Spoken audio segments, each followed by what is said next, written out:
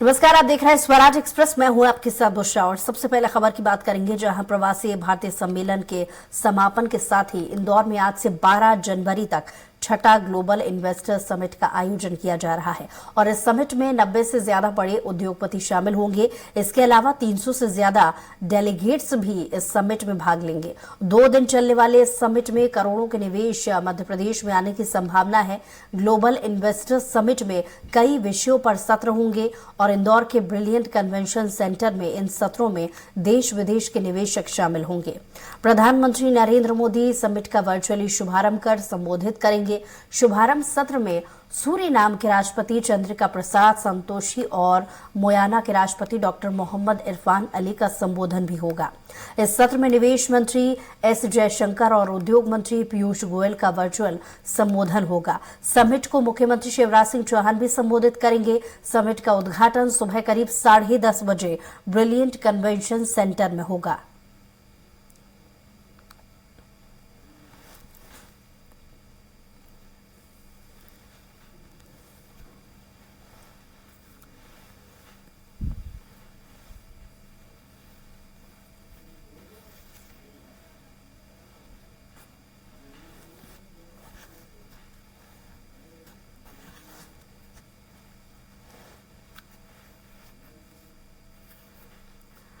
तो आज से ग्लोबल इन्वेस्टर समिट की शुरुआत हो रही है, जिसमें इंदौर में ग्लोबल इन्वेस्टर समिट होगी। मुख्यमंत्री शिवराज सिंह चौहान भी इसमें पहुंचे हुए हैं और जल्द ही वो संबोधित करेंगे इस कार्यक्रम में। साथ ही साथ प्रधानमंत्री नरेंद्र मोदी भी वर्चुअली इस कार्यक्रम से जुड़ेंगे और उसमें संबोधित करेंगे। पहला संबोधन प्रधानमंत्री का और उसके बाद मुख्यमंत्री शिवराज सिंह चौहान का। समिट में लगभग 90 से भी ज्यादा उद्योगपति हिस्सा ले रहे हैं। जाहिर है, मध्य प्रदेश में निवेश को लेकर जो अपार संभावनाएं की उम्मीद मध्य प्रदेश सरकार कर रही है, यही वजह है कि 2 दिन पहले भी इसी उम्मीद के साथ में प्रवासी भारतीयों का एक सम्मेलन रखा गया और उन्हें भी इसमें शामिल होने को लेकर के उम्मीद की जा रही थी। और इस पर ज्यादा जानकारी के साथ कन्वेंशन सेंटर से हमारे साथ deputy editor Atul Pathak ji live जुड़ गए हैं। उनसे ही जानने की कोशिश करते हैं कि कार्यक्रम की शुरुआत अब से कितनी देर में हो जाएगी और इस कार्यक्रम से जुड़े क्या स्केड्यूल रहने वाले हैं। इस कार्यक्रम में कौन कौन संबोधित करेगा और साथ ही कितनी उम्मीदें इस समिट से की जा रही हैं। देखिए बुशरा, जैसा कि आप दृश्य देख सकते हैं कि ये ब्रिलियंट कन्वेंशन सेंटर इंदौर के दृश्य हैं और यहाँ पर आप देख सकते हैं कि भव्य स्तर पर तैयारियां की गई हैं इस ग्लोबल इन्वेस्टर समिट की। इससे पहले 3 दिवसीय प्रवासी भारतीय सम्मेलन यहाँ पर हुआ था और यहाँ पर आप देखेंगे कि उद्योगपतियों के आने का सिलसिला शुरू हो चुका है। आपने जो सवाल किए हैं कि कौन कौन शामिल होगा, जब उद्घाटन सत्र की हम बात करें तो उद्घाटन सत्र में प्रधानमंत्री नरेंद्र मोदी वर्चुअली जुड़ेंगे और मंच पर इस कन्वेंशन सेंटर के होंगे मुख्यमंत्री शिवराज सिंह चौहान और उद्योग जगत की नामी हस्तियां। ये आपको तभी पता चलेगा कि कौन कौन हस्तियां आ रही हैं मंच पर, ये आपको अब से कुछ देर बाद पता चल जाएगा। लेकिन सरकार की ओर से यह दावा किया जा रहा है कि उद्योग जगत की बड़ी हस्तियां, तमाम बड़े जो सेक्टर्स हैं उनसे जुड़े हुए लोग यहाँ पर मौजूद रहेंगे और आप दृश्य देख सकते हैं, नज़ारे देख सकते हैं कि किस तरह से ब्रिलियंट कन्वेंशन सेंटर में तैयारियां की गई हैं। उद्योगपतियों के आने का सिलसिला यहाँ पर जारी है, लगातार उद्योगपति आ रहे हैं और 3 दिन से वैसे ही उज्जैन जो है महाकुंभ बना हुआ था प्रवासी भारतीयों का। ये प्रवासी भारतीय वही थे जो विदेशों में जाकर नाम कमा चुके थे और इस भारत की धरती को अपने योगदान से सिंचित करना चाहते थे। तो 3 दिन के इस आयोजन के बाद चौथा दिन इन्वेस्टर समिट का आज और कल लगातार 2 दिन तक उद्योगपतियों के साथ मंथन होगा। पहला सत्र जो है वो इनॉग्रल सत्र होगा। पहले सत्र के बाद फिर लगातार इंटरेक्टिव सेशंस होंगे। लगभग 19 सेक्टर्स में अलग अलग स्तरों पर चर्चाएं होंगी। अलग अलग विभागों के मंत्री 1-to-1 मीटिंग्स करेंगे। मुख्यमंत्री खुद भी अलग अलग सेक्टर्स के उद्योगपतियों से खुद भी बातचीत करेंगे और पूरा प्रशासन, पूरा शासन यहाँ पर मौजूद है। भोपाल से पूरी सरकार इंदौर आ चुकी है ताकि उद्योगपतियों के साथ जो समझौते हैं उनको तुरंत अमली जामा पहनाने की शुरुआत कर दी जाए। MOU साइन कर लिए जाए, किसी स्तर पर कोई कागजी कमी है तो उसको पूरा कर लिया जाए। जी बुशरा। जी, और जैसा कि आपने क्योंकि प्रवासी भारतीय सम्मेलन का भी यहाँ पर जिक्र किया है, कहीं ना कहीं जब लगातार प्रवासी भारतीय सम्मेलन पर स्वराज एक्सप्रेस भी इस खबर को दिखा रहा था तो एक शब्द का इस्तेमाल बार बार किया जा रहा था कि इंदौर की या मध्य प्रदेश की एक तरीके से ब्रांडिंग भी की जा रही है ताकि ज्यादा से ज्यादा उद्योग इसमें जोड़ पाए। और हम पिछले काफी समय से सुन रहे हैं कि मध्य प्रदेश सरकार भी इसको लेकर पुरजोर तरीके से कोशिश कर रही है कि मध्य प्रदेश में निवेश पर ज्यादा फोकस किया जाए। तो क्या सरकार की तरफ से ऐसा कोई टारगेट भी सेट किया गया है जिसका आज जो एक पूरी प्लानिंग या मैपिंग जो होती है वो आज संबोधन में सुनाई दे सकती है? नहीं, देखिए, सरकार अपने आंकड़े प्रस्तुत करेगी। मुख्यमंत्री शिवराज सिंह चौहान आज जब उद्घाटन सत्र होगा तो उद्योगपतियों को बताएंगे कि मध्य प्रदेश में निवेश क्यों किया जाए, मध्य प्रदेश में निवेश के अवसर क्यों तलाशे जाए, मध्य प्रदेश में उद्योगपति क्यों आए। क्योंकि भारत में मध्य प्रदेश अकेला प्रदेश नहीं है, 25 और भी प्रदेश हैं और मध्य प्रदेश से विकसित प्रदेश है। लेकिन मध्य प्रदेश में यदि इन्वेस्टमेंट लेकर आना है तो बाकी प्रदेशों से ज्यादा कुछ करके दिखाना होगा। मध्य प्रदेश सरकार को ज्यादा वायदे करने पड़ेंगे, दावे करने पड़ेंगे, ज्यादा सुविधाएं देनी पड़ेंगी। और आखिर उद्योगपति मध्य प्रदेश आएगा क्यों? तो इन्हीं सब बातों को लेकर मध्य प्रदेश के मुख्यमंत्री शिवराज सिंह चौहान रूबरू होंगे और प्रधानमंत्री भी इसमें गाइड करेंगे इनॉग्रल सेशन में। लेकिन निश्चित रूप से मध्य प्रदेश को प्रमोशन मिल रहा है। जिस तरह से 3 दिन का प्रवासी भारतीय सम्मेलन उज्जैन इंदौर में हुआ और इंदौर की ब्रांडिंग स्वच्छता के शहर के रूप में हुई, आज वो समग्रता और सामर्थ्य का प्रतीक बन गया है कि इंदौर एक समग्र शहर है, सामर्थ्य है, उसमें पूरी दुनिया को समेटने की सामर्थ्य है और यहीं से एक गेटवे, यहीं से एक दरवाजा खुलेगा मध्य प्रदेश के विकास का। हालांकि पहले भी इन्वेस्टर्स समिट होती रही है लेकिन इस बार मध्य प्रदेश सरकार की तैयारी कुछ ज्यादा है। चुनावी साल है, इसलिए सरकार की कोशिश ये होगी कि कोई भी उद्योगपति जो इंदौर तक आया है, जो मध्य प्रदेश के दरवाजे पर आया है, जिसने मध्य प्रदेश का आतिथ्य स्वीकार किया है, वो उद्योगपति निराश होकर वापस ना जाए और ना ही सरकार उससे निराश हो। कहीं ना कहीं सरकार की तैयारियां हैं कि वो जो भी उद्योगपति आए हैं उनके साथ समझौते को अमली जामा पहनाए और उद्योगपतियों को बाकी राज्यों से ज्यादा सहूलियतें, सुविधाएं और ज्यादा गारंटी के साथ उद्योग लगाने के लिए प्रेरित करें। और इसी के लिए ये 2 दिन की कवायद है। हालांकि ये 2 दिन की कवायद सिर्फ परिणाम भर कही जा सकती है क्योंकि इससे पहले लगातार मुख्यमंत्री सेशंस करते रहे हैं, देश दुनिया के अलग अलग शहरों में जाकर उद्योगपतियों से बातचीत करते रहे हैं। तो यहाँ तो नतीजे आने हैं। जो कुछ करना था सरकार कर चुकी है, जो कुछ बताना था सरकार बता चुकी है, डोर टू डोर दरवाजे खटखटा चुकी है। और उद्योगपति खुद भी जानता है कि 2 दिन के सम्मेलन में दावे और वादे करने से कुछ नहीं होता। तो वो अपने स्तर पर तहकीकात करता है, रेकी करता है, वो लगातार देखता है कि मध्य प्रदेश का ट्रैक रिकॉर्ड क्या है बिजनेस सेक्टर में। तो इसी आधार पर इन्वेस्टर्स समिट हो रही है। और इसके आंकड़ों की जहां तक आपने बात की तो ये आंकड़े तभी सामने आएंगे जब समिट पूरी हो जाएगी और सरकार बताएगी कि हमने इतना लक्ष्य रखा था और इसके विपरीत हमको इतना हासिल हुआ।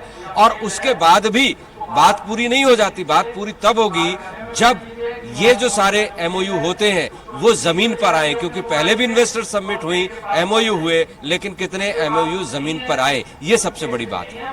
आप ही के जवाबों से एक सवाल निकल के आया है कि स्वराज एक्सप्रेस जब भी किसी खबर को प्रमुखता से उठाता है तो हर पर्सपेक्ट पर इसे कंप्लीट करने की कोशिश करता है।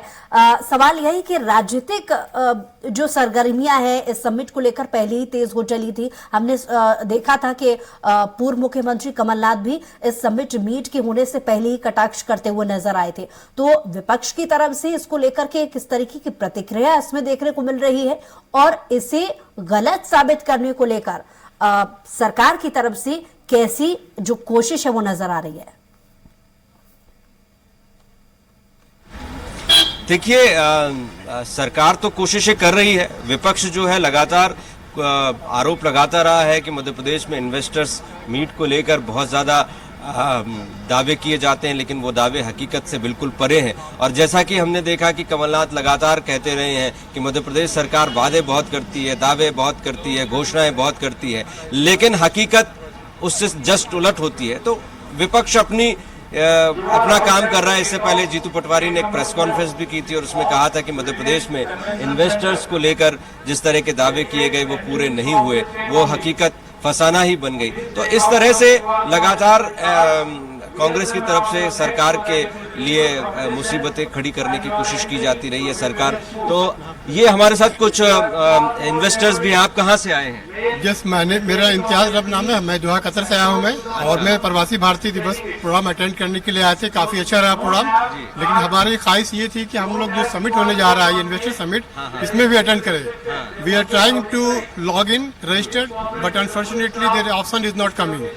Then we are going, we already speak to so many people, some officials also. They said no, sorry, we cannot, there is no restriction, already closed. We already, this is a very, very sorry to say, we came from far from here. तो आप किस तरह के invest करना चाहते थे? Invest tourism industry है यहाँ पे, जो tourism industry, that industry is one of the best industry in the world, all over the world. They focus in the tourism industry, but because the tourism industry, their future is very bright future. आपको लगता है कि मध्य प्रदेश में investment की संभावनाएं हैं? Of course, जी मध्य प्रदेश यहाँ पर जो हमारे सीएम है जी शिवराज पाटिल ने जो काम किया सर, बहुत सारे चीज जो है स्टार्टअप जो लिया है सर, ये वो स्टार्टअप अपने आप में एक एग्जाम्पल मिसाल है सर वो, और जरूर इसका इफेक्ट होगा सर इसमें. लेकिन मेरा ये, this is my also one opinion, those people the investors, so many field is investment there, but the people should be lower class and middle class should be get benefited. ठीक है, तो आपको भी निश्चित रूप से.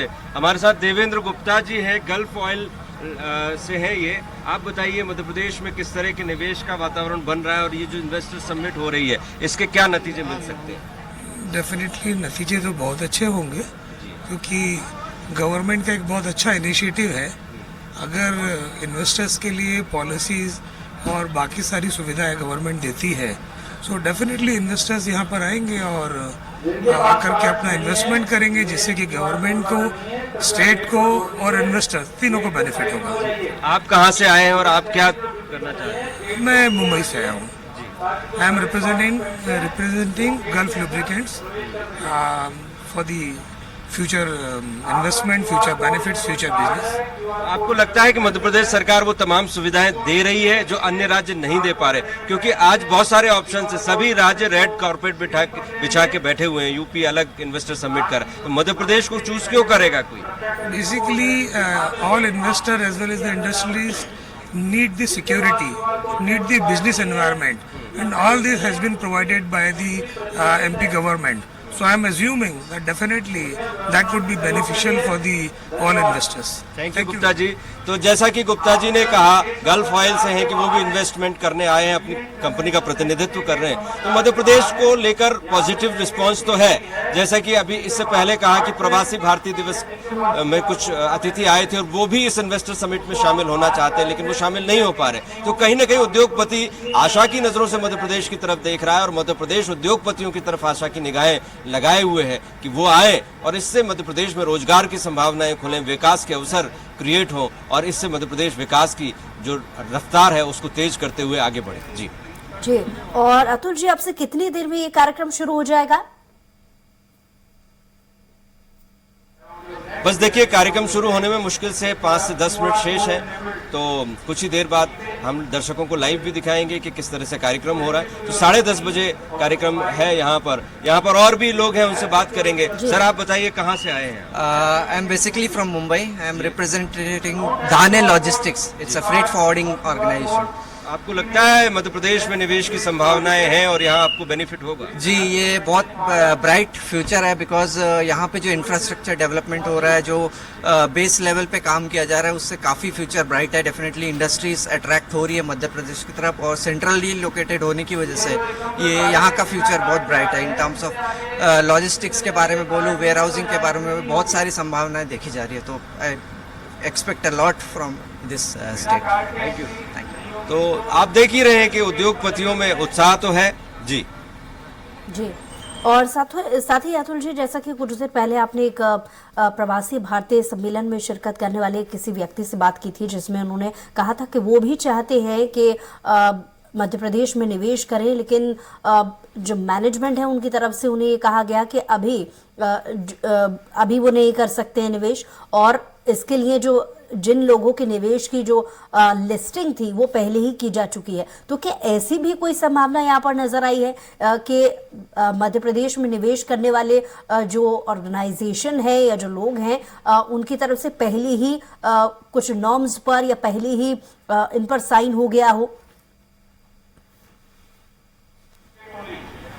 नहीं, मैंने कहा ना कि ये जो 2 दिन की इन्वेस्टर समिट है, ये नतीजा है, ये परिणाम है, ये एग्जाम है। तैयारी पूरी हो चुकी है, सिलेबस पहले ही तैयार है, स्टूडेंट भी तैयार है, लेकिन अब बस परीक्षा हॉल में सरकार को बैठना है, निवेशक को बैठना है, फाइनल दस्तावेज तैयार होने हैं। इससे पहले रेकी हो चुकी है किस किस इंडस्ट्री में कितनी संभावनाएं हैं। इंडस्ट्री की तरफ से भी मध्य प्रदेश की लोकेशन तलाशी जाती है, देखा जाता है कि वो कहाँ अपनी इंडस्ट्री स्थापित कर सकते हैं, कहाँ उनका हेडक्वार्टर होना चाहिए, उसके लिए उसके पास स्पेस है कि नहीं है, लोग हैं कि नहीं है, मैन पावर है कि नहीं है, इंफ्रास्ट्रक्चर को कैसे डेवलप करेंगे। तो सरकार सारी चीज़ों को लेकर सरकार भी अपने स्तर पर तैयारी करती है और उद्योगपति भी तैयारी करता है। एक शादी के बंधन की तरह होता है कि जहाँ दूल्हा और दुल्हन दोनों पक्ष, वर और वधु पक्ष दोनों एक दूसरे को देखते हैं, परखते हैं और फिर बाद में शादी के बंधन में बन जाते हैं। इसी तरह से निवेशक है और सरकार है, दोनों के बीच में काफ़ी बातचीत होती है, चर्चाएं होती हैं, एक दूसरे के प्रति